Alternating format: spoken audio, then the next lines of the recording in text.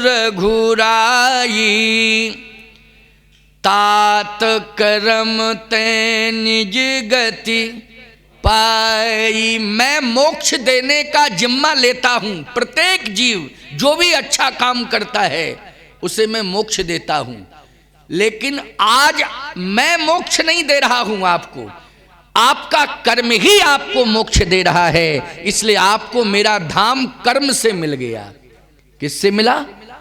कर्म से। गीतराज जी ने बोलो माला से भजन किया था कि अच्छा काम किया था? जल्दी बोलो। अच्छा काम किया था। और भगवान आंसू बहा रहे हैं और कहते हैं कि मेरी इच्छा तो यह है कि मैं आपको देखता रहूं, मेरे लिए आप जिएं। किसके लिए जिएं? मेरे लिए। आज आप कहते हो हे परमात्मा हम बच्चों के लिए जिएं। क्यों? बच्चों के लिए जिएं, बिजनेस के लिए जिएं, अपने परिवार के लिए जिएं, अपने व्यापार के लिए जिएं, अपने रोजगार के लिए जिएं, अपने अनेक पद पाने के लिए जिएं। इसके लिए लोग भगवान से कामना करते हैं। लेकिन धन्य है गीधराज जटायु का सत्कर्म कि परमात्मा कह रहा है आप मेरे लिए जिएं। मैं चाहता हूं कि मेरे लिए आप जिएं। बोलो कर्म में कितनी बड़ी ताकत है ताकत की नहीं? इसलिए कोई भी काम करो, अच्छा काम करो, अच्छा काम करो, भगवान का स्मरण करते हुए करो, तो उस कर्म को भगवान स्वीकार कर लेता है और जो उसकी फलश्रुति होती है भगवान अपने हाथ में ले लेता है और कहता अब तुम्हें कुछ करने की जरूरत नहीं है, मैं ही तुम्हारा सब कुछ करूंगा, मैं करूंगा। योगक्षेमम वहाम्यहम्, मैं जिम्मेवारी लेता हूं। समझ रहे हो कि नहीं? मतलब क्षेम रक्षा करने की भी जिम्मेवारी।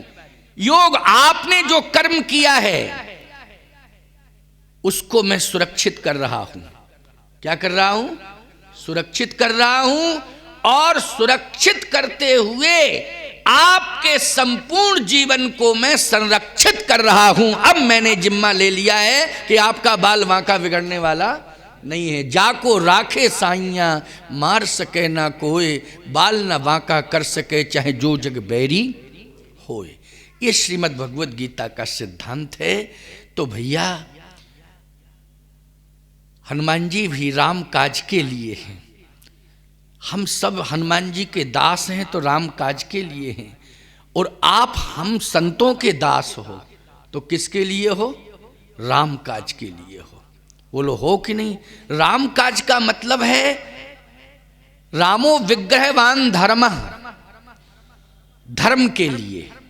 चाहे कृष्ण हो, चाहे राम हो, चाहे शिव हो, चाहे दुर्गा हो, चाहे गणेश जी हो, भैया जितने भी देव हैं सब धर्म के स्वरूप हैं। बोलो हैं कि नहीं? इन सबका कार्य करने के लिए हम हैं।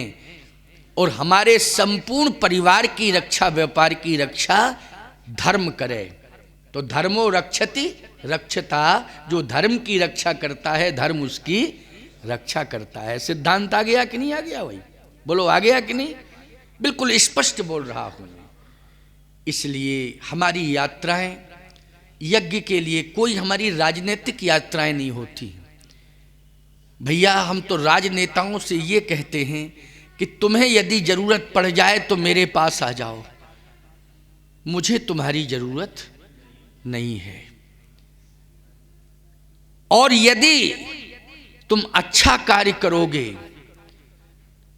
अपने हाथों से अच्छा काम करते रहोगे, स्वस्थ राजनीति करते रहोगे, तो तुम्हें हमारे पास आने की जरूरत नहीं पड़ेगी। तुम्हारा अच्छा कार्य ही अपने आप साधु संतों के पास पहुंचा देगा और भगवान से मिला देगा।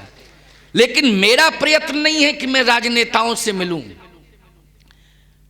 नेतृत्व देश के लिए दें, स्वस्थ नेतृत्व दें, अच्छा नेतृत्व दें, और जो अच्छा नेतृत्व देने वाले हैं उनके लिए शुभकामनाएं। बोलो है कि नहीं? लेकिन ये हमारा धर्म नहीं है कि हम उनके पीछे पीछे घूमते फिरें। बोलो भैया क्या ये धर्म है? देश चले, हम कहते हैं परमात्मा उसे संभाले। माध्यम किसी को भी बना दे, बोलो भैया, लेकिन संभाले कौन? परमात्मा संभाले। माध्यम कोई बन जाए, लेकिन हम संत बने हैं तो हम नेताओं के पीछे चलने के लिए नहीं, हम तो परमात्मा के पीछे पीछे चलने के लिए महात्मा बने हैं। बोलो बने हैं कि नहीं? इसलिए भैया मैं यही कहूँगा कि देश चलाने वाले स्वस्थ रहें, व्यापार चलाने वाले स्वस्थ रहें, अच्छा कार्य करने वाले स्वस्थ रहें, सदमार्ग पर चलें। सदमार्ग पर चलाने के लिए हमको डगर डगर जाना पड़े तो हम जाने के लिए तैयार हैं।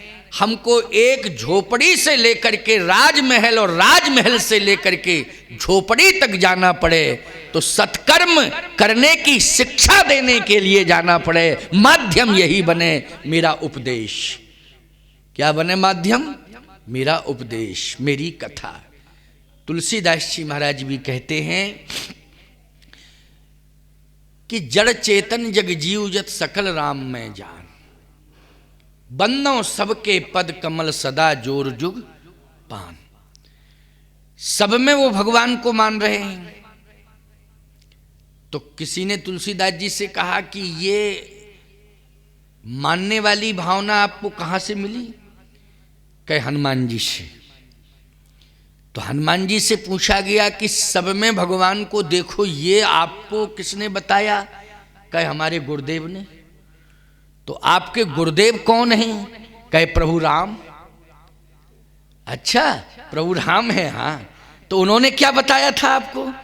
हनुमान जी बोले जब मंत्र दिया था तो यही कहा था मेरे गुरुदेव प्रभु राम ने, सो अनन्य अस जाके मति न टरे हनुमंत, मैं सेवक सचराचर रूप स्वामी भगवंत। बोले हमारे गुरुदेव ने हमको ये बताया था। तो बताइए भैया, प्रभु राम जब स्वयं हनुमान जी को ये बता सकते हैं और हनुमान जी तुलसीदास जी को बता सकते हैं, तो तुलसीदास जी ने हमें बताया, हम तुम्हें बता रहे। क्यों भाई? यही क्रम है ना बताने का। तो मानो ये हमारे मनमुखी विचार नहीं है, ये हमारे ग्रंथ के विचार हैं।